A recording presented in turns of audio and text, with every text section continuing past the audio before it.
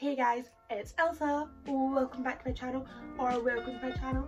If you are a new person on this channel, please hit that subscribe button and the bell notification so you get notified every single time I post. And if you're not new, hi.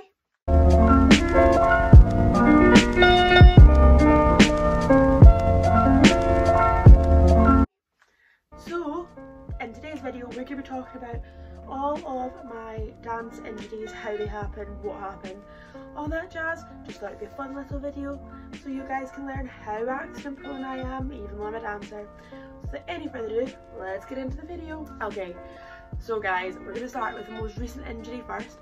So currently I am injured. Yes, I know we're in a lockdown. Yes, I know that you're probably thinking, Elsa, how on earth have you managed to get injured in a lockdown?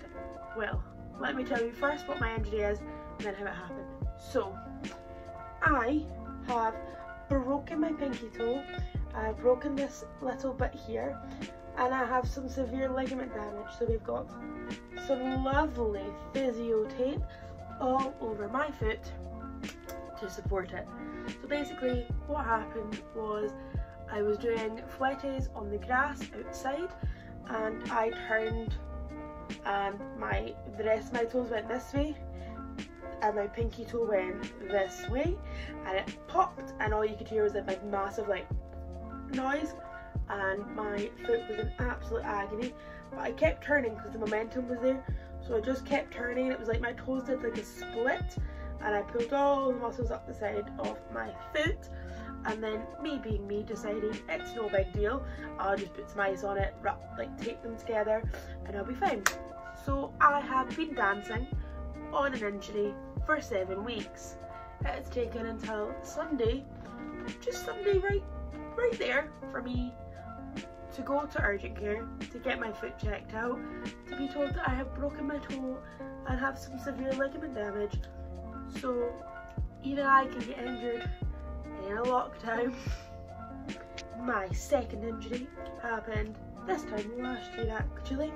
I broke this bone and this just in here. So I had a radial head fracture, so in here somewhere, and I broke this bone 3 days before my graduation show. I did like a squirrel jump, no, more like a barrel turn, so it was like this, then you turn and your back goes to the floor and your head goes to the sky and your legs are out like this, and then you tuck your arm and you roll onto the floor. So basically all that happened was when I went around like this in the roll, I twisted my arm this way, so I already twisted it, and then when it twisted back, because it twisted back with so much force, it went ping right into the floor, and then I kept dancing the whole piece obviously, and then I stopped dancing and I was like, oh, my elbow's really sore, I wonder what's wrong, and I didn't have any range of motion up or down or side to side, up, I don't know which direction this is, but I didn't have any range of movement. So I asked for some ice, and my teacher actually said only if you take it with your sore hand, because she asked me what was wrong and I didn't want to tell her because obviously I wanted to dance in the show. I eventually got the ice and was sent 2 minor injuries, which if you live in the UK, if you don't live in the UK, sorry, it's like not any, because it's not an emergency, but it's quicker than going to the doctors. And they took an x-ray and they said that I had a fracture and that I shouldn't be dancing, and I completely ignored that medical advice yet again, and I danced the show perfectly, well, perfectly as you can with a broken elbow. I'll insert some pictures of the bruising because it was immense. It came from here all the way around here and it was black, and I had to try and cover it in my costumes, so I was sitting for hours just dabbing foundation and everything all over this bruise because it was so dark. My friends were giving me the tattoo, there's a foundation you can use for tattoos to cover them, and then my friends were trying to cover it with that. It wasn't working, and every single time I danced it would get redder and more swollen, so I'd have to have ice at the side of stage every single time I danced so that I could dance, run off stage, get ice and slap it on there. But it's fully healed now, and I don't get any problems with my elbow, so we're all good. The next injury I had was in October 2018. I got shin splints. If anyone doesn't know what shin splints are, again I'll insert an image with the description, but basically it's the inflammation in here. I have shin splints on the insides of my legs, so like yes, I am wearing one sock on and one sock off. It's just because of my foot, but I get shin splints in here, and it's caused by, I believe, not landing through your feet correctly when you're jumping, not landing from your toe through your metatarsals into your heel, and not going through your knees and stuff. But I'm aware that I am very flat-footed when I walk, and especially when I jump, and especially when it's coming up to assessment time. There was a lot of jeté exercises in jazz, which were like step will change, step, leap, leap, leap, box jump, and I wasn't correctly going through my feet, so I got shin splints. So basically the treatment for that was to just use a foam roller to roll out my shins. There's these like spiky massage balls, don't know if anyone's ever seen them. They're like tennis balls almost, but they've got spikes in them. You like roll it on your muscles. I also had to use a lot of this. This is currently my best friend at the moment. Again, it's called Deep Freeze. It freezes up your muscles, and it provides a little bit of relief to them. It's almost like you're putting ice on your muscles.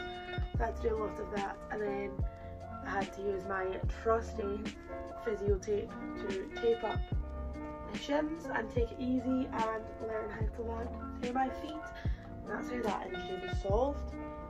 So the last like big injury I've had was I broke this bone in here.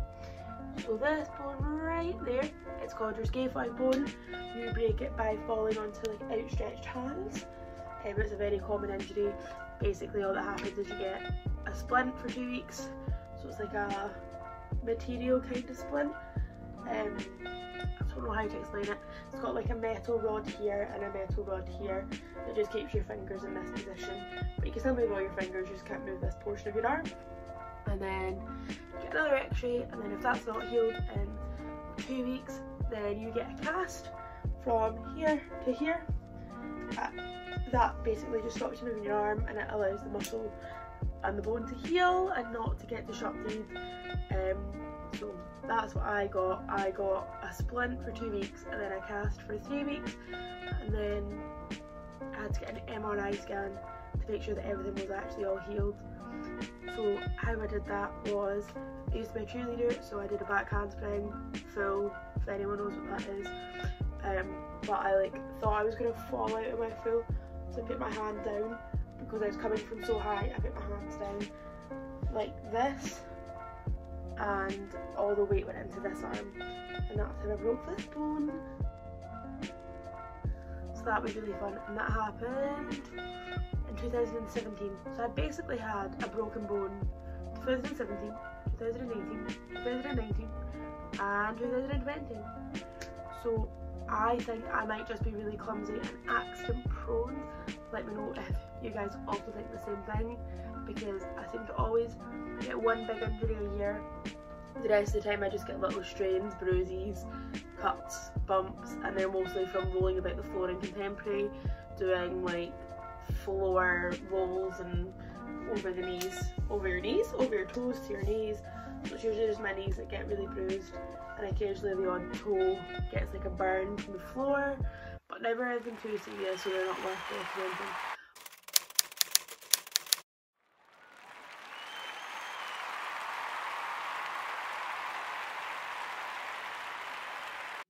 But those are like the big injuries that I've had in the past, and I just thought it'd be fun to share with y'all how clumsy I am. So if you guys have made it to the end of this video, please give it a like, a thumbs up, and comment down below a black heart emoji, because black is one of my favourite colours, so comment a black heart emoji down below. Thank you so much for watching, and I'll see you all next time. Bye!